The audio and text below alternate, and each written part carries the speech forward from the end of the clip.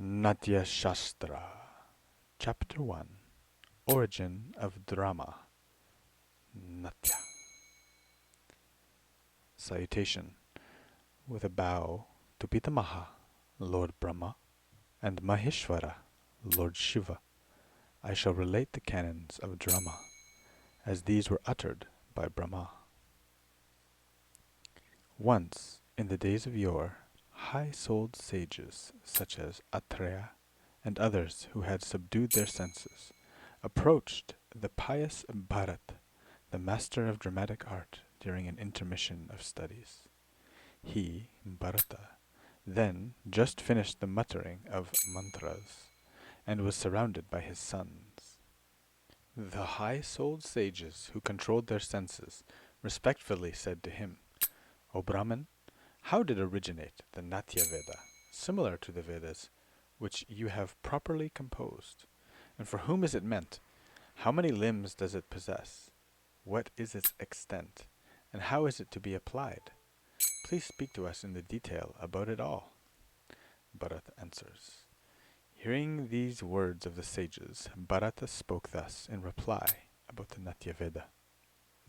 "Get yourselves cleansed, be attentive, and hear about the origin of the Natya Veda devised by Brahma.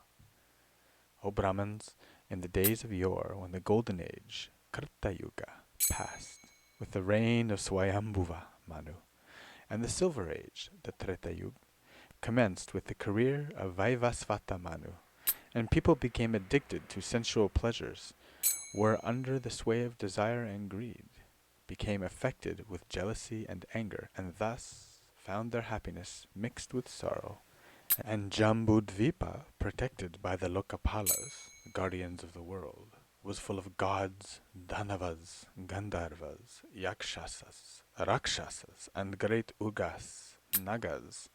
The gods with the great Indra as their head approached Brahma and spoke to him. We want an object of diversion, which must be audible as well as visible. As the existing of Vedas are not to be listened to by those born as Shudras, be pleased to create another Veda, which will belong equally to all the color groups, Varna." "Let it be so," said he in reply, and then having dismissed the kings of the gods, Indra, he resorted to yoga, and recalled his mind to the four Vedas. He then thought, "I shall make a fifth Veda on the Natya, with the semi-historical tales, the Itihasa, which will be conducive to duty, dharma, as well as wealth, artha, as well as fame, will contain good counsel and collection of traditional maxims, will give guidance to people of the future as well in all their actions, will be enriched by the teaching of all authoritative works, the Shastras, and I will give them a review of all arts and crafts." With this resolve, the Holy One, from his memory of all Vedas, shaped the Natya Veda, compiled from the four of them. The recitative Patya he took from the Rig Veda, the song from the Sama Veda, the histrionic representation, the Abhinaya, from the Yajur Veda, and sentiments, Rasa, from the Artha Veda, and thus were created the Natya Veda, connected with the Veda's principle, the subsidiary Vedopaveda, by the holy Brahma, who is omniscient. After the creation of the Natya Veda, Brahma said to Indra, "The semi-historical tales have been composed by me. You are to get them dramatized and acted by the gods. Pass on this Natya Veda to those of the gods who are skillful, learned, bold in speech, and inured to hard work." At these words of Brahma, Indra bowed to him with folded palms and said in reply, "O the best and holy one, gods are neither able to receive it and to maintain it, nor are they fit to understand it and to make any use of it. They are unfit to do anything with drama. The sages who know the mystery of the Vedas have had fulfilled their vows, are capable of maintaining this Natya Veda and putting it into practice." Brahma's command and Bharata's instructions to his sons were as follows. On these words, Shakrindra, Brahma said to me, O the sinless one, you with your 100 sons will have to put it, the Natya Veda, to use. Thus I ordered. I learned the Natya Veda from Brahma, and made my able sons study it, as also learn its proper application. The names of Bharata's 100 sons. The 100 names of my sons are Sandilya, Vatsya, Kohala, Datila, Jatila, Ambastaka, Tandu, Agnisika, Saindhava, Puloma, Sadvali, Vipula, Kapinjala, Badari, Yama, Dhumrayana, Jambudvaja, Kakajanga, Svarnaka, Tapasya, Kedari, Salikarna, Dirgagatra, Salika, Kautsa, Tandayani, Pingala, Chitraka, Pandula, Balaka, Mustika, Saindhavyavyana, Tatila, Bhargava, Suchi, Bahula, Abudha, Budhashena, Pandukarna, Kerala, Rajuka, Mandaka, Sambara, Vanjula, Magadha, Sarala, Karta, Ugra, Tusara, Parshada, Gautama, Badarayana, Vishala, Shabala, Sunhaba, Mesa, Kalia, Brahmara, Pitamuka, Munhi, Nakakuta, Ashmakuta, Satapada, Utama Paduka, Pupanat, Shruti, Katasvara, Agnikunda, Ajakunda, Vitandaya, Tandya, Kartaraksha, Hiranyaksha, Kushala, Duhashsaha, Lajha, Payanaka, Bibhatsa, Vikakshana, Pundraksha, Pundranasha, Asita, Sita, Vidyujivha, Mahajiva, Salankayana, Syamshanyana, Matara, Lotihanga, Samvatanka, Kanashika, Trishika, Shika, Sankaranamuka, Sanda, Sankukukarna, Sankranemi, Gabhasti, Amsumani, Sata, Vidyut, Satajanga, Rudra, and Vira. Thus, at the command of Brahma, and for the benefit of the people, I assign to my sons different roles suitable to them. The performance begins with the 3 styles. O Brahmins, I then prepared to give a performance, a prayoga, in which was adopted by the dramatic styles of Vritti, such as the verbal Bharati and the grand Satyavati, and the energetic Aravati. I then went to Brahma, and after bowing, informed him of my work. Now Brahma, the guru of the gods, told me to include the graceful Kashiki style also in my performance, and he asked me to name materials conducive to its introduction. Thus addressed by the master, I replied, "Give me the instruments, materials necessary for putting the graceful style into practice. At the time of Nilakanta's, Lord Shiva's dance, I have seen his grateful style appropriate to the erotic sentiment, and this requires beautiful dresses and is endowed with gentle angaharas, and has sentiments, rasa, states, bhava, and action as its soul. Creation of apsarasas for the graceful style. This style cannot be practiced properly by men except with the help of women." Then the powerful Lord Brahma created from his mind nymphs who were skillful in embellishing the drama, and gave them over to me for helping me in their performance. Their names are Manjukeshi, Sukeshi, Misrakeshi, Sulokana, Sundamini, Devadatta, Devasena, Manorama, Sudati, Sundari, Vigagda, Sumali, Santati, Sunanda, Sumuki, Magadi, Arjuni, Sarala, Kerala, Dirti, Nanda, Sapushkala, and Kalaba. Swati and Narad engaged to help Bharat, and by him Brahma, Swati, together with his disciples, were employed to play on musical instruments. Drums and celestial musicians, Gandharvas such as Narad, and others were engaged in singing songs. Bharat meets Brahma again. Thus, after comprehending the dramatic art, the Natya, which arose out of the Vedas and their different limbs, I, along with my sons, as well as Swati and Narad, approach Lord Brahma, the Lord of the worlds, with folded palms, and said that the dramatic art has been mastered. and prayed for his command. The banner festival of Indra and the first production of a play. On these words, Brahma said, "A very suitable time for the production of a play has come. The banner festival of Indra has just begun. Make use of the Natya Veda now on this occasion." I then went to that festival in honor of Indra's victory, which took place under the Danavas, and the Asuras, enemy of the gods, were killed.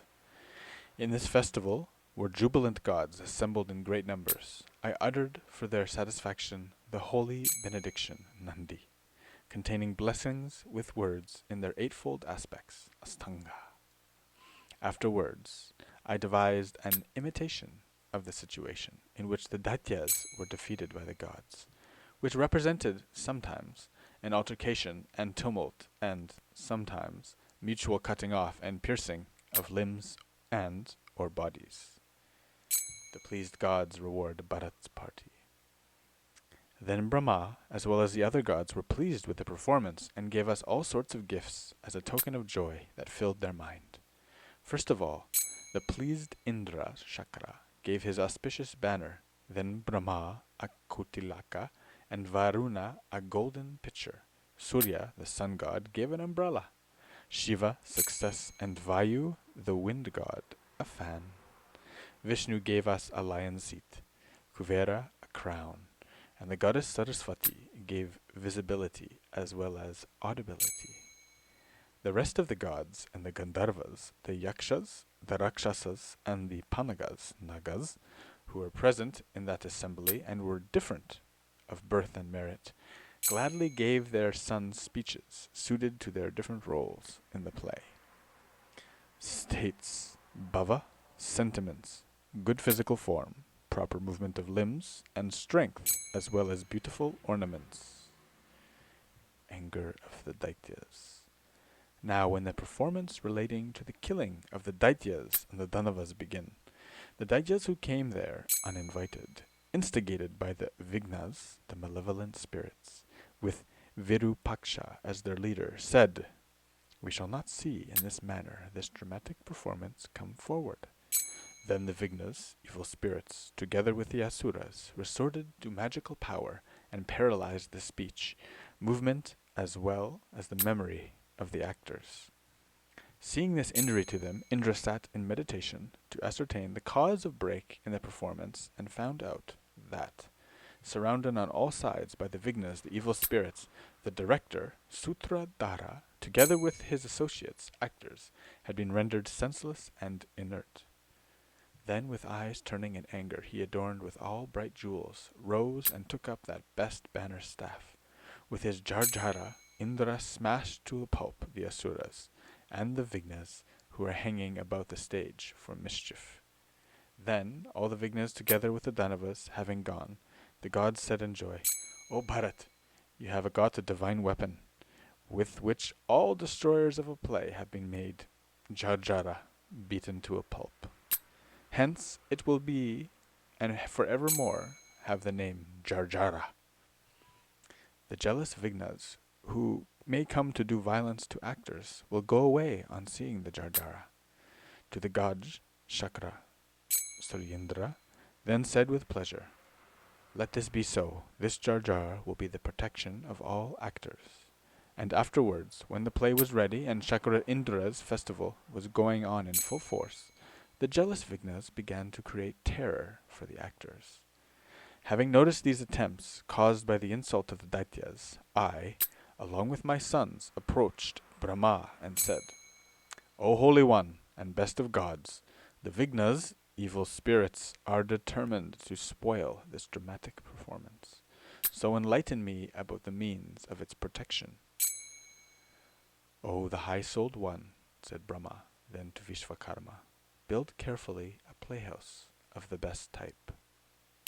After constructing it according to the instructions, i.e. Vishvakarma, went with folded palms to Brahma's court and said, "O God, please have a look at the playhouse, which has just been made ready for you." Then Brahma, along with Indra and all the other gods, went to have a view of this playhouse. On seeing it, Brahma said to the rest of the gods, You ought to cooperate in the protection of the playhouse, in its several parts, and of the objects relating to the dramatic performance. Chandra, the moon god, to protect the main building. The Lokapalas, the guardians of the worlds, its sides. The Maruts, its four corners. Varuna, the space within the building. Mitra, the tiring room. Agni, the stage. Clouds, the musical instruments. Deities of four color groups, the pillars, the Adityas, and the Rudras, the space between the pillars. The Bhutas, spirits, the railing of seats, Dharani. The Apsaras, its rooms. The Yakshinis, the entire house, and the ocean god, the ground. Yama, the door. The two Naga kings, Ananta and Vasuki, the two blades of the door. Dvara Rapatra, the rod of Yama, the door frame. Shivas, pike, the top of the door. The Yati and Yama, Mrityu, were made two doorkeepers, and the great Indra himself stayed by the side of the stage. In the Matavarani was placed lightning, which was capable of killing Daityas, and the protection of its pillars were entrusted to the very strong Bhutas, Yakshas, Pikakas, Guihakas. In the Jarjara was posted thunder, Vajra, the destroyer of Daityas, and in its sections, Parva, were stationed the best and most powerful gods. In the topmost section was placed Brahma, in the second Shiva, in the third Vishnu, in the fourth Kartikaya, and in the fifth great Nagas such as Shesha, Vasuki, and Takshaka. Thus, for the destruction of the Vignas, gods were placed in different parts of the Jarjara, and Brahma himself occupied the middle of the stage. It is for this reason that flowers were scattered there at the beginning of the performance. Denizens of neither region, such as the Yakshas and the Guyakas and the Panagas, were employed to protect the bottom of the stage. Let Indra protect the actor who assumes the role of the hero, Saraswati, the actress assuming the role of the heroine, Omkara, the jester, and Shiva, the rest of the characters. He, Brahma, said that the gods who were employed to protect it, the play, would be its guardian deities. Brahma pacifies the Vignas. In the meanwhile, gods in a body said to Brahma, "You should pacify the Vignas by the conciliatory method, Sama. This method is to be applied first, and secondly, the making of its gifts, Dhana, and, these proving futile, one should afterwards create dissension, Bheda, among the enemies. And this too proving unsuccessful, punitive force, Danda, should be applied for curbing them." Hearing these words of the gods, Brahma called the evil spirits and said, "Why are you out for spoiling the dramatic performance?" Questioned thus by Brahma, Virupaksha, together with the Daityas and the Vignas, said these conciliatory words. "The knowledge of the dramatic art, which you have introduced for the first time at the desire of the gods, has put us in an unfavorable light. And this is done by you for the sake of the gods. This ought not to have been done by you, who is the first progenitor, i.e., grandfather of the whole world, from whom came out alike gods as well as Daityas." These words were being uttered by Virupaksha. Brahma said, "Enough of your anger. O Daityas, give up your grievance. I have prepared this Natya Veda, which will determine the good luck or ill luck of you, as well as that of the gods, and which will take into account acts and ideas of you, as well as that of the gods." Characteristics of a drama. In it, Natya, there is no exclusive representation of you or of the gods. For the drama is a representation of the states, bhavana nukirtana, of the three worlds. In it, sometimes there is reference to duty, sometimes to games, sometimes to money, sometimes to peace, and sometimes laughter is found in it, sometimes fight, sometimes love-making, and sometimes killing of people. This teaches duty to those who go against duty, love to those who are eager for its fulfillment, and it chastises those who are ill-bred or unruly, promotes self-restraint in those who are disciplined, gives courage to cowards, energy to heroic persons, enlightens men of poor intellect, and gives wisdom to the learned. This gives diversion to kings and firmness of mind to persons afflicted with sorrow, and hints of acquiring money to those who are for earning it, and it brings composure to persons agitated in mind. The drama, as I have devised, is a mimicry of actions and the conducts of people, which is rich in various emotions, and which depicted different situations. This will relate to actions of men, good, bad, and indifferent, and will give courage, amusement, and happiness, as well as counsel to them all. The drama will thus be instructive to all, though actions and states depicted in it, and through sentiments arising out of it. It will also give relief to unlucky persons who are afflicted with sorrow and grief over overwork, and will be conducive to observance of duty as well as to fame, long life, intellect, general good, and will educate people. There is no wise maxim, no learning, no art, no craft, no device, no action that is not found in the drama. Hence, I have devised the drama which will meet all the departments of knowledge, different arts, and various actions. So, O Daityas, you should not have any anger towards the gods, for a mimicry of the world, with its 7 divisions, saptadvidpa, and being made a rule of in the drama.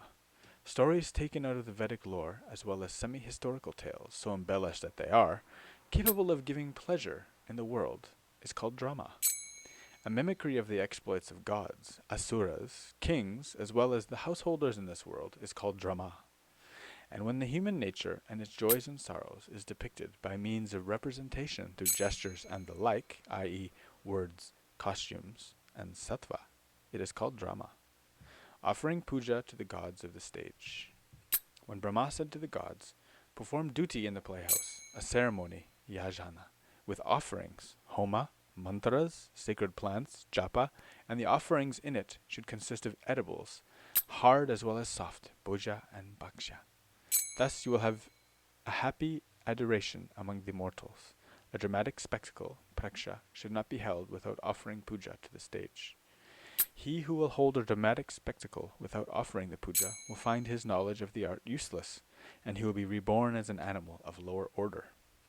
Hence, producers of a play should first of all offer by all means puja to the presiding deity of the stage, which is similar to the Vedic sacrifice. The actor, Narataka, or his wealthy patron, Arthapati, who does not offer this puja, or does not cause it to be offered, will sustain a loss. He who will offer this puja, according to the rules and the observed practice, will attain auspicious wealth and will, in the end, go to heaven. Then Brahma with the other gods said to me, let it be so. Offer puja to the stage. Here ends Chapter 1 of Bharata's Nāṭya Śāstra, which treats of the origin of drama. Natya.